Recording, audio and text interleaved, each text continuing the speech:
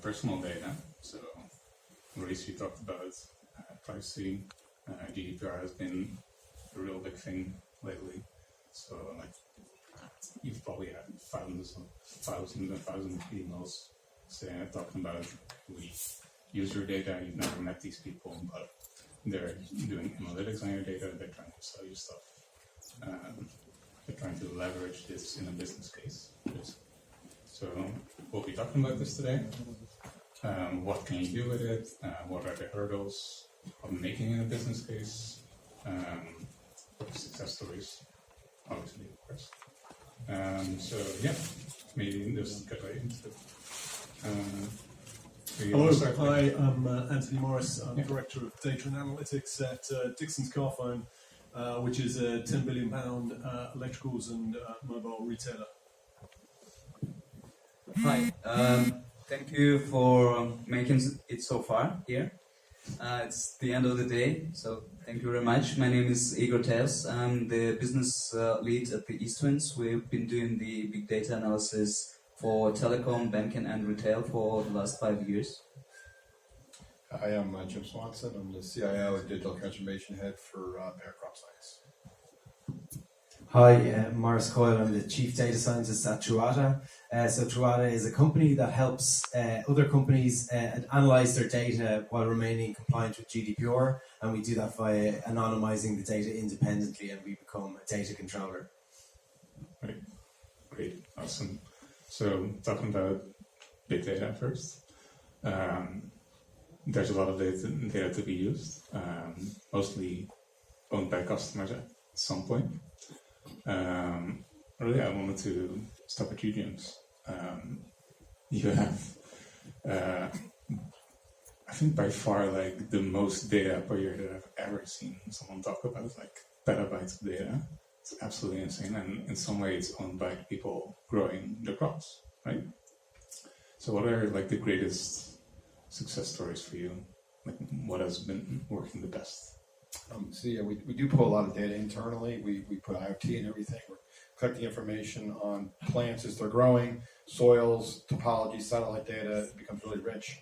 And we also have grower data through our climate platform in the U.S. and Latin America, and our FarmRise platform in India and emerging markets. And what we really consciously first start with, if it's growers' data, it's their data. They sign a data privacy policy that's their data, it's not ours. If they want to give us that data so we can create better innovations, then they do. If they don't want it, we don't take it. So it's super important whose data it is. It's super important how we use it. We don't use it to price, as an example. We put that in our data contract. But we can get better innovations, as I said earlier in my talk, on how we apply that real-world evidence, I'll call it, similar to what you do in pharmaceuticals, to better support your innovation in your pipeline, and then connect all that information in every key decision that you make. And that is the way you generate value, both for your customers as well as internal. Right. So you don't actually ever take the data that you don't need, so it never becomes an issue. Yes, you sign the contract that you want that data to be shared. We'll pull that data with our research data. So how is a corn plant growing on a farmer's field? Apply that to our research data. Can we get better innovations by putting that data together? But we don't use that data, for example, to price. So that agreement allows us to pull that data together where we need it, and if they don't want the data shared, we don't amalgamate it. So also you create value first, and then you sell it to them, basically. We don't sell them the data; it's their data. You create value out of the analytics first. It actually comes its way into things like better seed, better agronomic practices, better insights, and that allows them to farm better, which then allows them to increase their output. So Igor, how do you approach this in telecom roles? How do you approach data privacy and data ownership of the customer? Because you kind of need all their information to do anything, right? At first, we try to create the tools so our customers, by customers I mean the companies for which we do the big data analysis, for them we created the tools so they can make the data analysis themselves and make the process simple. So, for instance, for telecom operators, we created the tool which embedded 240 math models, and the end user of the platform was not the data analytics but the marketing specialists. In this case, when you give the tool to the customers, you don't need to get the data. You don't even need to look at the data of the people the customer is working for. Another approach we've been doing with the bank is when the bank policy is pretty strict about giving away the data for big data analysis. So what we do is we deploy our analytic team on the premises of the bank, so they can work with the anonymized data inside the bank, and the data doesn't go out of the infrastructure. Right, so it stays on premise. Exactly, yeah. No, And no even third parties.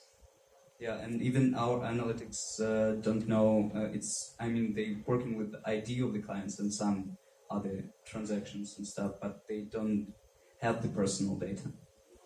So the data you use doesn't contain personal data at all. No. Yeah. What's your view on that? Is it actually private in that sense then, do you think? Sorry, what is... So the data they're working with would not contain user data per se, but is it then private? It obviously, whatever programs you have in place, and every company has their own way of handling personal data. I suppose the key question is, how possible is it to re-identify an individual from a particular data set? And that doesn't just count for, identifiers, the obvious ones like email addresses and phone numbers. You have to look deeper. You have to examine whether a particular set of fields forms a fingerprint for a transaction or for a data subject. And if that's the case, then obviously then you have to treat it as personal data. There is, everything's a spectrum. It's anonymizing or tokenizing direct identifiers is definitely an encouraged act, but the threshold to consider data, non-personal data, and to be anonymized under GDPR is incredibly high. And typically what you have to do is aggregate it to the point where you no longer have event or transaction level data, and only then can you consider it anonymized. Right. So what is your super coolest story about? You've been talking about polymorphic algorithms to anonymize data on homomorphic. What's the coolest case you've seen? This is honestly there's where we get a lot of our satisfaction and where we see our customer wins coming from. There's a real there's this natural tension between privacy and analytic utility. So if you get the analytics or the commercial folks in the room with privacy or legal folks to talk about data, there's a natural trade-off where you can, if you optimize privacy, it has an effect on utility. So you can only, if you anonymize data or you do something to the data, you're going to affect utility. And this tension exists in almost every company we've met.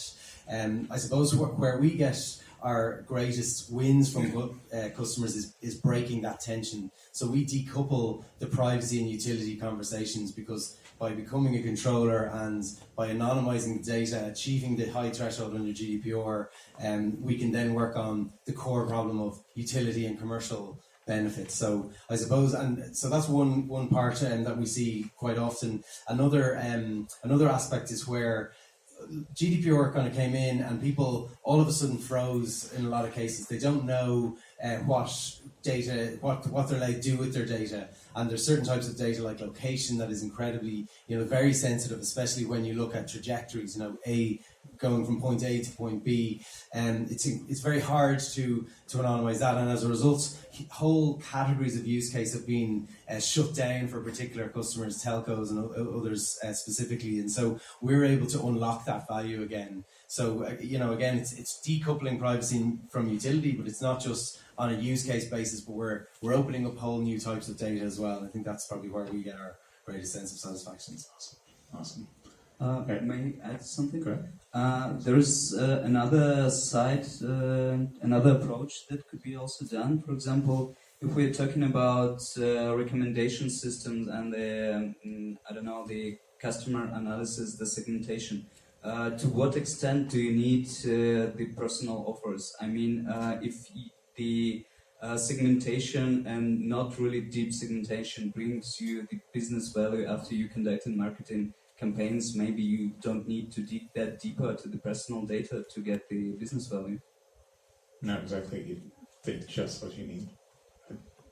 It's like it kind of rolls nicely into talking about like what the dark side of using all this data is. So you have all of it, or if you would take all of it, like what could you do with it? I think Dixons has gone through like merge companies like quite a while ago. I think, which also means merging all that data from both companies together. Yeah, that's right. And I think one of the challenges we faced, obviously, as a business that's come together through certainly one big merger and other kind of aggregations, is like many organisations, we've got kind of loads of legacy data sources, which we're then trying to pull together, and then linking some of those different touch points of the customer data, whether it's in-store data, online data, some of the contact centre piece, which always creates a bit of a challenge. And then at the same time overlaying the more stringent compliance and consent requirements. So we've had to really kind of re-gear quite a lot of processes. But I think actually to Igor's point, what's been quite encouraging is there have been some good use cases where actually we can take more just using segments and clusters and more anonymized data to be able to actually enhance and anticipate consumer need. Yeah, like actual consumer needs, so helping the customer with their data. And we also actively inform them about this. But I can imagine that acquiring new data means that you go to the customer sector. We now, well, not own your data, but use your data. What do you want us to do with it, basically? Great. So for you, what like hurdles in your field of work?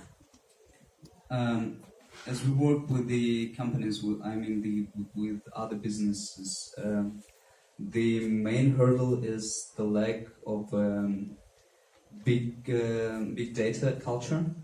I mean, at some point in the business there was like death by PowerPoint, and now it's death by big data and AI. Everyone wants this. There's too much data. Yeah, too much data, and the effective managers want to implement more and more models, but they don't really know how to handle or prepare or clean the data. And the quality of the data is one of the main hurdles we are facing. So we are asked to create the business value from the inside, from the data, which cannot be used for data analysis, and that's one of the main hurdles. Is it also something you see, James, and like data quality? Because most of your data comes from your own sources, I think. But yeah, so when it comes from our source, it's pretty good, pretty well managed. When it comes to the grower, they may put the wrong hybrid name, for example, what they're planting, and so data quality becomes a real issue. And so you start to look at how do you automate that, how do you ensure quality up front. So we don't just look at ingestion, we look at curation, we look at access, we look at security. You got to put all those things together to get to the right result that you want. And again, the reason why we're collecting that data is because we're trying to drive more innovation of products and offerings and services back to our customers. If they see value in that, they'll continue. If they don't see value with that, they'll opt out. And that's absolutely within their right to do. But what kind of always amazes me is I don't know how many of you actually read the data privacy statements and things like Facebook or Instagram or Snapchat. You're giving away people have read that? 10 times more information if you actually read those data privacy policies than any one of our companies are even touching. So I think it's sometimes ironic what we actually willy give up when we don't understand, because those documents are quite lengthy, versus what our companies, we live or die by our ethics or reputation, what we do with that data. And so it's just kind of ironic when I look at some of those data privacy policies, what we will give up versus what we try to protect. So I think it will estimate you lose about like 10 years of your life if you read them all in time. So don't read them, but there should be a better solution in place, I would think. You are also talking about education. So you educate your clients in what the data actually is. And Yeah, how I mean, manage it was, for us, it was really important. They were really aware that when you have my data, does this mean you're going to start pricing me differently? Are you going to market it me differently? And we said, no, it's in our contract. That's not how we use that data. So we firewall any of the grower data. The commercial organization can't use their pricing. We use it to feed the innovation pipeline to get innovation out sooner, which is what they value, or insights out sooner. So since we map every field, a grower can look at their iPad, they see their field, they see what that's planted, they're pulling data real time from the combines, they know what how much nitrogen or fertilizer they put down, how much water, and it gives them a recipe, a prescription, on how to optimize that. There's huge value in that. And so as long as we're delivering value, as long as we're upfront with how we use the data, how we don't, and we give them the ability, at any time they opt out, we pull the data. Then we're being honest and true to how we're going to use it to create value. So how do you, when you say pull the data, how do you do this? So there's different ways you can do it. So if they say, I want to opt out, so go in and we extract the data out. A lot of our data is anonymized, so already. Yeah. And so we don't capture personal identifier information to the way you think about it, because we don't need that. We need what they planted. We need to understand the farm. And so it's not the same type of data that you might have with a credit card company or a loan or a tax filing. But still, we treat it just as sacred. And so if they want to pull that customer data out, anything that's identifiable comes out. How do you handle that? Because you handle, other companies' data, basically you become a data owner. Yeah. Do you, when they say, okay, we're done, just destroy it, or? Yes, so we become a data controller. The customer remains the owner, so the Controller. they can tell us Sorry. to delete data. I suppose because we hold only anonymous data, it's actually not possible for a customer to come to us and say, I want you to delete my data. We don't know where it is, So that's and again, truly anonymized data you should be able to do that. I suppose you start seeing negative effects when data companies are sharing with each other, and everyone's probably aware of. Probably loads of people in the room, or everyone knows someone who thinks that Facebook was listening to them and showed them an ad, about something that they totally don't talk about. And I'm more of like an Occam's razor type person. I believe usually the simplest explanation is the true one, and it just shows the extent to which Facebook and these companies have so much data that they're able to make these spookily accurate predictions about you. And so you've got these kind of you remember the time when they show you a really accurate ad from something you spoke about, but it's under the covers. You don't really know what people are doing with your data, how they're sharing it, and so that's probably where you see a lot of these kind of negative stories coming out. Yeah. Trust being eroded.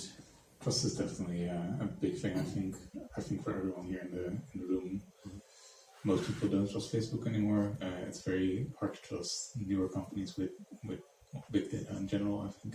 Well, they want you to trust them with your money as well, their cryptocurrency. Also, oh jeez, man, I live in my wallet. Come on, my USB drive. So what is then a case you've seen where you are sharing data, talking about Facebook owns Instagram, they're both different companies, but in the back end they're one, I guess. Do you get companies coming to you and say like, the overarching company owns these two, we want you to combine these and get it to us, or is that not something you...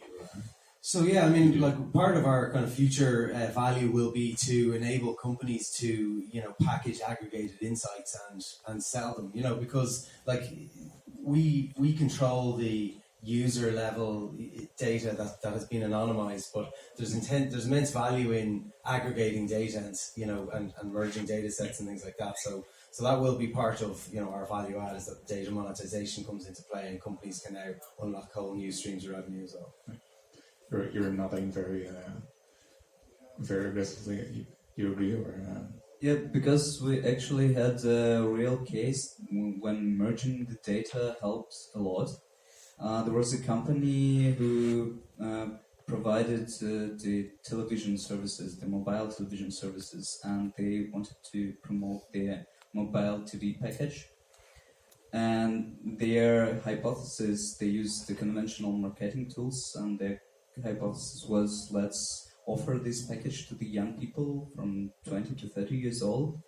That's when we stepped in and make it possible. We mediated that we can probably use the data from the telecom operator, and we make the free side negotiations, and actually made an analysis of telecom operator data, and we actually increased the response to the marketing campaign 17 times.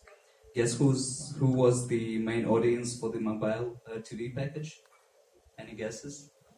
Old people. Hunters and fishermen, because when they are sitting and waiting, it's like they need something to do. So, yeah. That would not have been my first guess, or my last guess probably. Yeah. Very nice. So, what would be?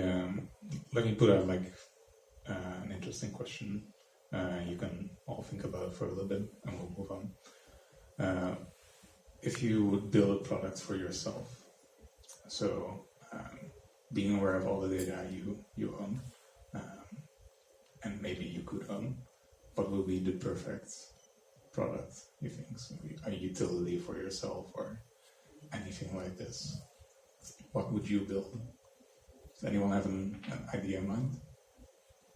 Like enhance yourself through using all this data? No ideas yet? Yeah, for me, the perfect case would be when I come home and see the plastic bags, or not the plastic bags, paper bags with the grocery stores ordered from my fridge. So without going to the actual retail store, that would be perfect for me, because it eliminates the routine, so I can save time. So for me, the ideal use case of the big data analysis is when the insights save time of the people. And in that case, talking about the personal data, my fridge doesn't know my name, but maybe he knows my food habits, and that's enough for making the personal offer for me. Yeah, that would be an ideal case for me. So that your environment adjusting to you without actually knowing who you are. Yeah, I think personal assistants there's a reason why the Google Homes and the Alexas of the world are so popular, and not just because they're useful for playing music, which appears to be the killer app for them at the moment, but over time, like Igor was saying, they'll a personal assistant that knows you. There's a tendency to think that a personal assistant should be able to make a recommendation to you at any time, but actually my personal assistant would know when to shut up. So they know when I actually need a recommendation, because you don't actually want someone badgering you or with an offer. You want timely offers, and ideally, you want to be targeted with things when you have an intent. So I don't necessarily want to, be targeted with a TV right now, but actually I'm in the market for a TV at the weekend because that's when I'm thinking about it. So being able to actually interact with a personal assistant like that, and to be able to express an intent to the marketplace would be really powerful for me, and use my data to say, to elicit personalized recommendations when I want it. But the kind of following step is the dynamic understanding of when a recommendation is warranted. Yeah, exactly. So you want an intent-based system, basically, like we have intent-based chatbots, which is, in my opinion, chatbots is still there's still baby steps towards an actual interface, a human interface. But Alexa, this kind of stuff works very well. And luckily, people still use it to play music, which you can get a wireless speaker, I think, for like $20. Yeah. But yeah, I think there's definitely strides to be made in this, what you were talking about, that it doesn't just serve you anything that it can find, but like actually stuff that you need or want. Yeah. It's also, I have a Google Home at home, and my 4-year-old is used to just saying, hey Google, play Frozen or play Let It Go or something. But there's an element of teaching her to demand a little more. So it'd actually be nice if Google said, you have to ask please or something like that, you know. So it's kind of teaching them to interact in a way that has kind of, you know, that they're asking a question. So it's rather than just only serving them results. So. It would also be very good, like if you apply this to maybe like physical stores, people, like you have all these banners. If you walk around the city, that you people are always trying to sell you anything, but you're probably not interested in 99% of stuff. So if you could target your true customer, right, you could be much more efficient with your company. Yeah, I think so. I mean, stores are a really fascinating place because you've got a load of people who, some of them are coming on quite different journeys. Some people know exactly what they were coming in for and just want a quick kind of in and out, and other people are looking to be inspired and enthused. And I think actually technology can help across those different things, whether it's just simplifying the journey or whether it's really actually exciting and helping anticipate need. So there's a whole spectrum, I think, of things that it can do to improve the experience that we have today. Yeah, definitely. Also, AI will be a big thing in stores probably. Absolutely. Yeah. Some really interesting companies doing stuff with facial recognition, but not to the point they don't know who you are, of course. Yeah, and I think it comes back to the earlier point. You don't necessarily have to have. You can do a lot with kind of pseudo-anonymized data. You know, even looking at people's shoes. You know, there's lots of cool stuff that people have done just to say actually what type of people have you got just from looking at, say, shoes. You know, you can get gender, you can get age, you can get a load of different stuff. So I think there's lots of these kind of examples of where you get around some of the problems of PII data. Yeah, lots of stuff with small amounts, basically. So I think talking about consumer and data, maybe we could get some questions in from the public. Anyone?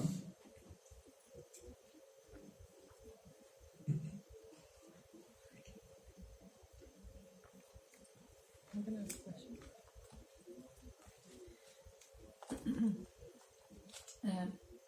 I was interested, Alejandra from Shell, how you start with creating some value from the data in terms of the customer journey. Do you start with the technology and the data, or do you start with the use cases? From what we found made a real difference is having clarity about the business need. And so what is the question that we're trying to answer? How many customers do we think we're going to improve the experience for? Because I think actually it's quite easy to have some quite exciting use cases from a kind of tech and decision science perspective, which may not actually necessarily make a lot of difference to a lot of different customers. So we found prioritization was really critical, and then obviously getting the data in the right shape, and then doing some of the kind of proof of concepts just to test it. And actually that cycle can be relatively quick as well.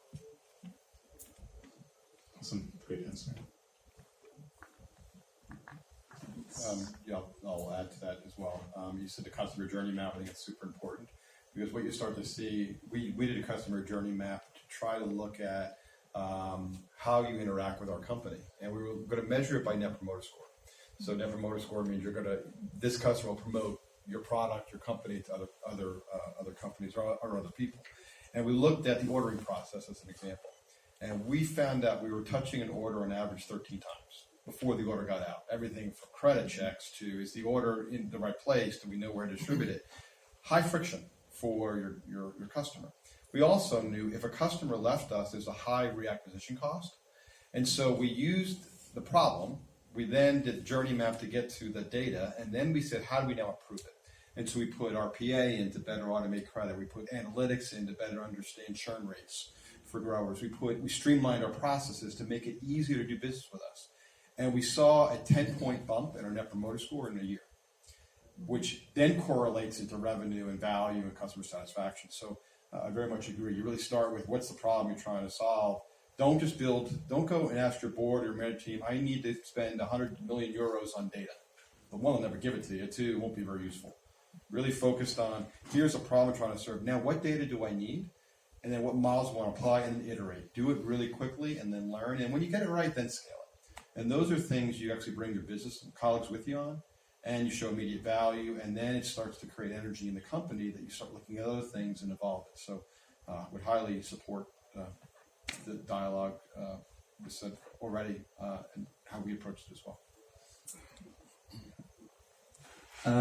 It also agree with the colleagues. It depends on the problem you are approaching. For example, there was we were talking about the projects of implementing a chatbot for the customer care for banks and for retails, and the problem was how do we do it? How do we create the right dialogue with the user? What will be the user experience? What should we do?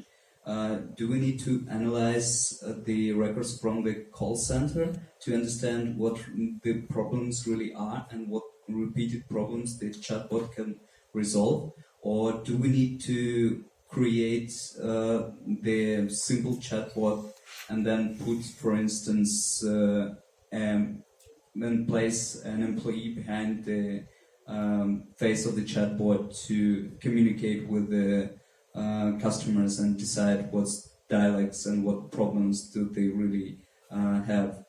It depends on the problem. In the first, if we take the first way, it would be costly because you need to do math modeling. The second way, simple, cheap. So I would totally agree that first you try the easier way and do the MVP product without IT, and then just insert IT and big data analysis.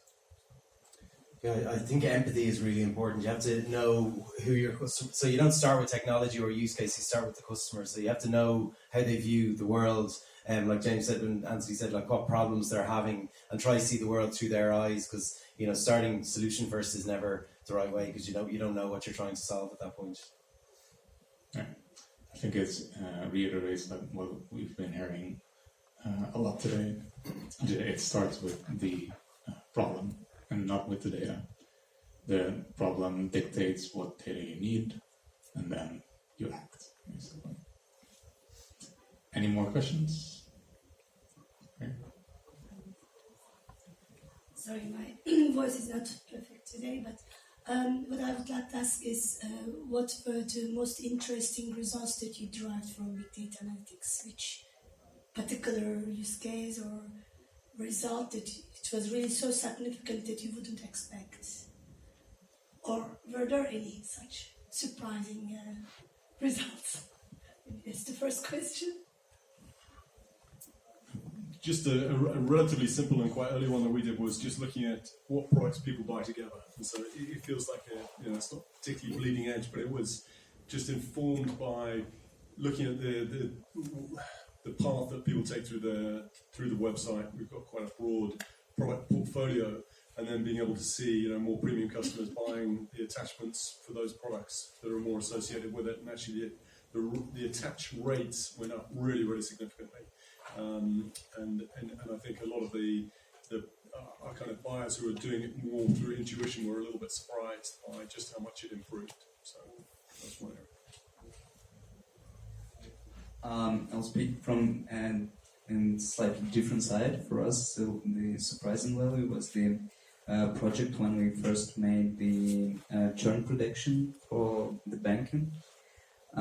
We were ready to engage in the long-term project, working with a lot of data, spending a lot of time of our data analysts. But then what we did at first, we just visualized the data and show it to our customers, to the bank, and it's like, whoa, these flows from this client, oh, here is fraud. We take the visualization, it was like, whoa, super nice, 1 month project done. So that was the surprising outcome for us, and everybody was happy. Yeah. Quick results are always the best ones. Yeah, our kind of rather than an actual concrete result, it's more the effect of having access to more data, because again there's this perception that a segment of data is good enough, whereas if you have access to your entire data universe, not just say consented data, you get different results. And we were able to show kind of 70% improvements if you have the whole data universe. So it's more like an effect of, rather than a concrete actual business outcome, just an effect of having access to all your data. I think that's it's quite illuminating for customers and for ourselves when we saw that. I would just add that innovation in our pipeline, we were able to accelerate innovation much more quickly. Our product supply, removing millions of tons of carbon footprint out and delivering better products, interactions with our customers because we have better insights. And I think the most exciting thing for me to watch is you take a company that's multinational, thousands of employees, and making them some version of a data scientist. They're using data and analytics in their day-to-day thinking. Has been the most exciting part because they saw the value, they felt more empowered to drive their part of the business, and most importantly, they were reimagining their business and their processes through data analytics. And as an IT professional, you could never do that on your own. But watching them drive it, because you've given them that little bit of a kernel of insight, and then watch what they do with it, you sit back and you say, wow, I couldn't have imagined what I see today 3 years ago. And that's been the most mind-blowing thing for me personally. The things we're doing today, I could never have forecasted it. But you take these really smart business people, you give them a little bit of insight with data, you teach them how to use a model and a thinking, they'll blow your mind away as far as what they can achieve. So that's been fun to watch. Awesome. It's always very, very fulfilling when you see someone else doing more than you thought with what you give them. I think we have some key recommendations for the public when you're talking about customer data or their own consumer data. I don't think it's any new news. I think it's a combination of what we're saying. It is that mixture of having the right people in the organisation, having getting stakeholders on board, working with the customers, working with the data as well. Yeah, I would recommend. My colleague James has pointed out what I would call the big data literacy. I think when you just, want to watch a new video, but just giving the consent to retrieve the personal data, just be literate with the data you give out. I would say treat the data as you would want your own data treated. If you want that data to be available or don't, then is your company doing the right thing? So you take that approach. And then second, iterate and learn. None of this is easy. There's no book you can pull off the shelf. You do this and you get it all right. So you've got to iterate and learn and apply that. And I think when you do that, you get a lot of excitement generated and you start really expanding your business in ways you can't even imagine today.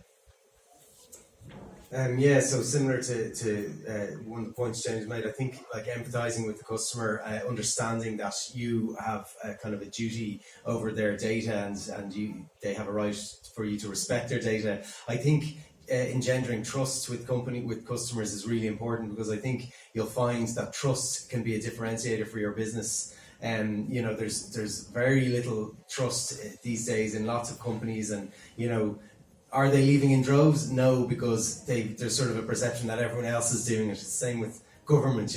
People argue about the government, but the rest of them are all the same. So I think focusing on kind of building a kind of a thought leadership position around data privacy and trust it can be really important and will be a big differentiator for companies in the future. Yeah. Educate yourself and educate other people on the way. And I think on that, we're done. We're done. Thank you very much for coming.